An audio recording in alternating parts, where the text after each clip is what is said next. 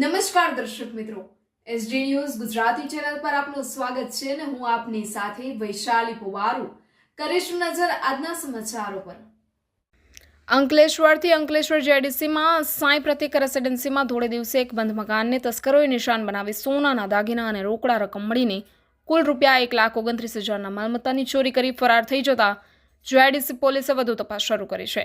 Ankleshwar જેડીસીમાં golden point પાસે આવેલ સાંઈ પ્રતિક રેસિડેન્સીમાં રહેતા તીર્થ પટેલ તેમની પત્ની સાથે ગત રોજ 10મી એપ્રિલના રોજ સવારના અરસામાં નોકરી ઉપર ગયા હતા। તે દરમિયાન તેમના મમ્મી ઘરે હતા અને તેમના મમ્મી મકાન બંધ કરી સંબંધીને ત્યાં ગયા હતા। તે દરમિયાન તસ્કરોએ તેમના બંધ મકાનને નિશાન બનાવી દરવાજાનો લોક તોડી મકાનમાં પ્રવેશ કર્યો અને કબાટ તોડી અંદરથી એક સોનાની ચેન અને પેન્ડલ તેમજ રોકડા રૂપિયા 30,000ની ચોરી કરી ફરાર થઈ ગયા હતા। તેઓ સાંજે પરત ફરતા મકાનમાં ચોરી થઈ હોવાનું માલુમ પડતા તેમણે તાત્કાલિક જેડીસી પોલીસ મથકમાં જાણ કરતા પોલીસ કાફલો ઘટના સ્થળે આવી પહોંચ્યો હતો।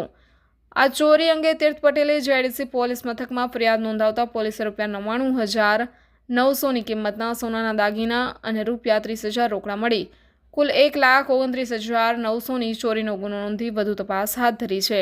Reporter Jayesh Prajapati, SD News Gujarati, Ankleshwar.